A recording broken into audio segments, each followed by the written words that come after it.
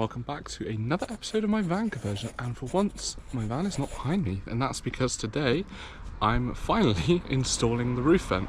Last weekend it ended up raining, which was a rarity, but yeah, we've got more great weather this weekend, absolutely boiling, and I needed it to be somewhere flat, and I live on quite a steep hill, so it's parked over the road. Also in this episode I will cover the window situation. I've actually had someone install windows, as there was a place recommended by a friend and it really didn't work out that much more expensive get it installed professionally than doing it myself, and it just saves like a day's work. I'm hoping this weekend I can get the roof vent installed, and then I can get the insulation on the roof installed, so yeah, then basically all the insulation will be pretty much done, which is brilliant. I've also started building bed frame. You can see the wood in the background. That was all free. I got a load of pallets free locally, which is absolutely brilliant. I'm going to use that for bed slats. Yeah, let's get on with it. A little bit of detail about my roof fan. Everyone seems to go for the Max Air ones, but they were about £300 and something, I think. So this is like a German Chinese knockoff. I've tested it, it works, so hopefully it's good.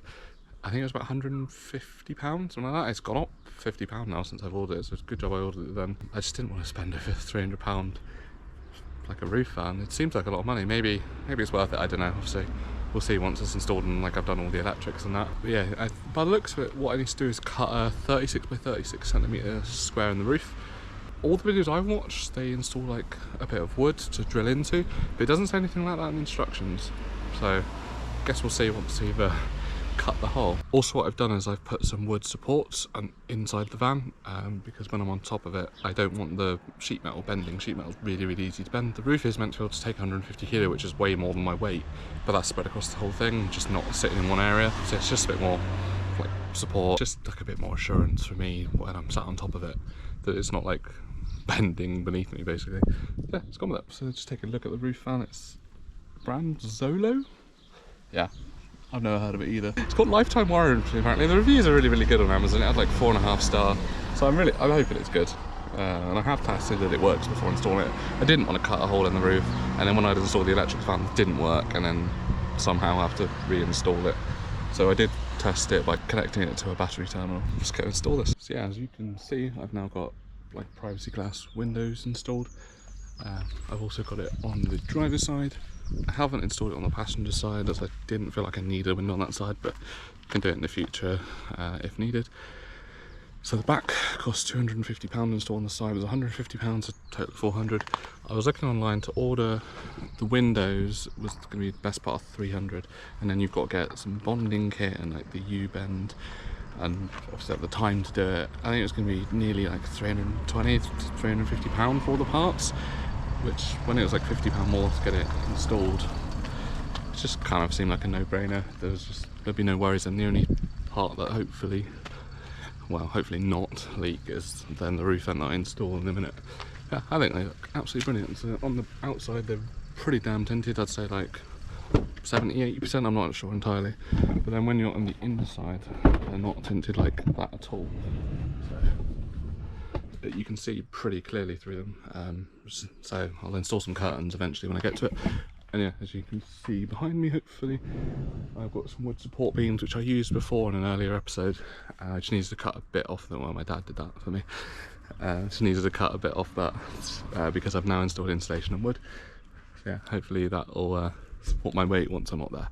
But as I said, it is boiling. I don't want to be in there. It's like an oven, and the metal on top is just about bearable to touch. So I've got some foam for me to kneel on, so I don't want to be kneeling on bare metal. Also, another thing with the windows, I had a deadlock installed on the back. Well, I didn't install it, it was already on the van, and I had no idea how to drill that out. So that was another reason to get someone to do it, as if I had to pay a locksmith to get it taken out.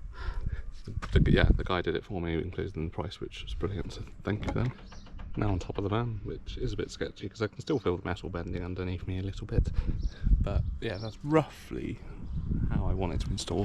So I've got that spinning roof fan which came with the van, and then basically where I'm sitting I want a solar panel to be connected to the battery.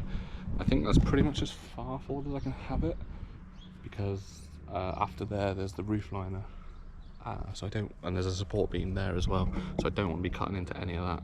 I don't want to be cutting into the support beam where I am, so it's either basically at the front there or back right, and I have the solar panel at the front. But I think if I have it there, that means I can also the cab it's spinning, and it might cool the cab area as well, so hopefully that doesn't get too warm. The one thing I'm not sure about is the lid opening. Should that be pointing backwards or forwards? Because I obviously don't want it opening when I'm driving, so it makes me feel like if you point it backwards. I'll have a look at that before I install it. There you go, so I made a template. So the next thing I need to do is outline it, obviously around the tape, then measure it and make sure it fits. It's a bit confusing because it says it needs 36 by 36, but this bit is 34.5 by 34.5, but it slots inside. So I guess it's allowing an overhang. I can't measure the other bit because the fan's hanging down. And it's curved at the edges, but it says to cut a square hole. I don't know, I feel like it should be a curved hole, not square. I mean, the instructions definitely say square. I'll have a final look at the Amazon review, see what they did. Well, done the outline. It's like 35.9 all the way around. So I guess any extra I can just file down. Here, this is the nerve-wracking part. I've used a set square to make sure it's all 90 degrees, it all looks level, it's even each side, it looks square of the vehicle. So the next part I think would be to drill holes in the corners, because I need to get a jigsaw blade through it. I bought some metal blades especially for that, actually I've got them with me. But yeah, these ones are recommended online. They weren't that expensive, and I don't think I'll need all 5 of them. Another tip that I saw was to tape like a plastic bag or a box or something underneath, just to catch the metal filings, because you don't want them getting anywhere because they'll rust. And yeah, then once that's done, I'll file down all the edges and paint some primer. And then I think I'm going to need some form of wood, because I don't see what it's going to screw into else. But I've got silicone, and I've got this tape, mastic tape stuff as well for the weather resistance. So yeah, now it's the scary bit.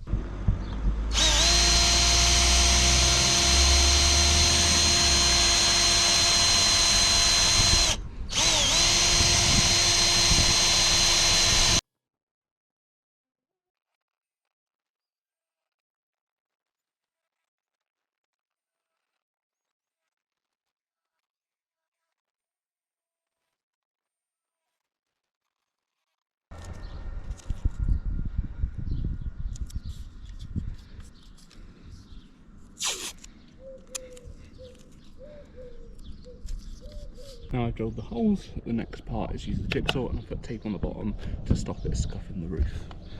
I found it was really important to make sure you had a good jigsaw metal blade. But yeah, this was really nerve-wracking, but it wasn't too hard actually. My jigsaw made quite light work of it. And yeah, be careful, obviously sharp metal, metal splinters you can get in you. So yeah, be careful. And look at that. It fits. I needed a couple more millimeters off the top and bottom. Oh my god, sitting up here is not fun. So now the next thing, there are these grooves here that I need to get to the same height as the rest of the roof, and then I have to put this like mastic stuff around the edge, and then I've got general sealant as well. But first I need to give it a good file down to make sure it's smooth, and I also need to apply some metal primer so it doesn't rust. So as you can see, hopefully I've now applied some primer. So the next thing to do is to use this mastic sealing strip. That just gives it a better bait, I think. And then I've got some Siliflex 522 sealant. I also need to cut some wood to make a square for it to screw into. There's just nothing for it to screw in.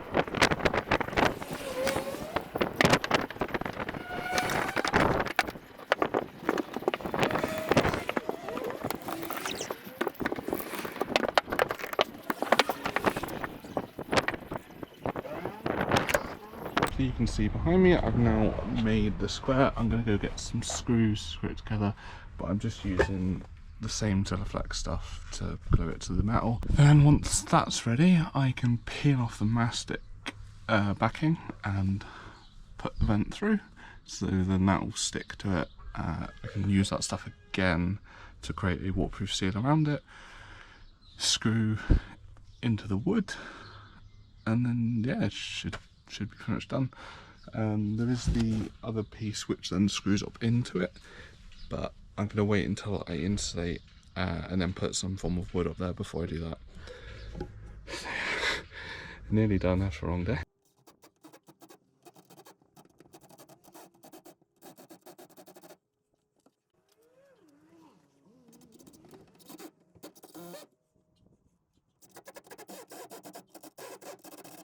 Took quite a while, but this Siliflex stuff is now stuck to the roof, so the next thing to do is to take the mastic double-sided bit off. I can stick this down, seal it, and screw it in. It says no drill holes required, you just screw these directly in, but they do not look like self-tapping screws at all. So I may have to use some other screws, but we'll see.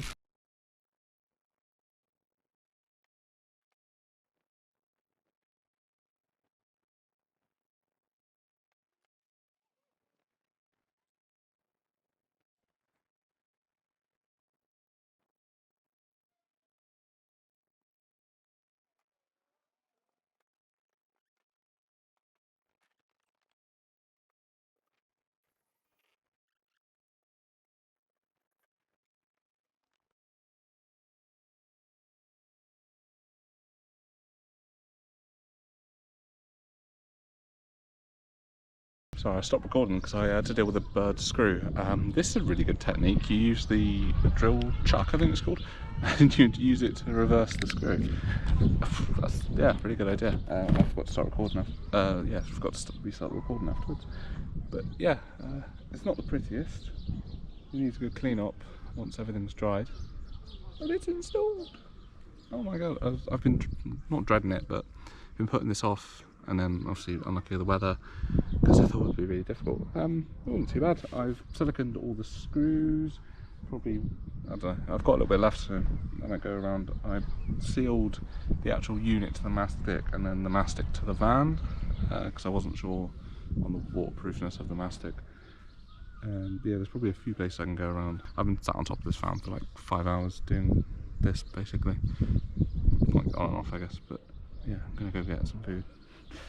Yeah, that's so excited. It's installed. Obviously it's not connected to the power yet, and I just manually turned it up to open it. But yeah.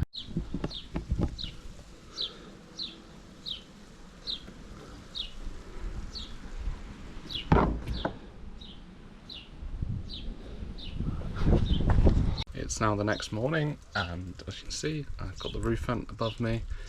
The only thing left to do really for it is to water test it, but it does say online that ideally you want to wait a few days for it to fully cure, so I'm not going to do that. I've had a bit of a tidy up. I did try sticking the bag to the roof to catch all the metal filings, but it was so hot yesterday, so the tape kept peeling off. It did catch most of it, but yeah, there was some on the floor that I brushed and hoovered off. I think I've got like the majority of it. Thank you for watching, and in the next episode, which is what I'm going to start filming right now, I'm going to insulate the roof, so I want to stick some wooden battens at the ends and maybe the sides, so that I can do tongue and groove wooden slats, and they obviously need a place to drill into. That and the windows make this feel like the van is really coming along, and it's kind of just like woodwork, and the only real big obstacle is the electric and gas.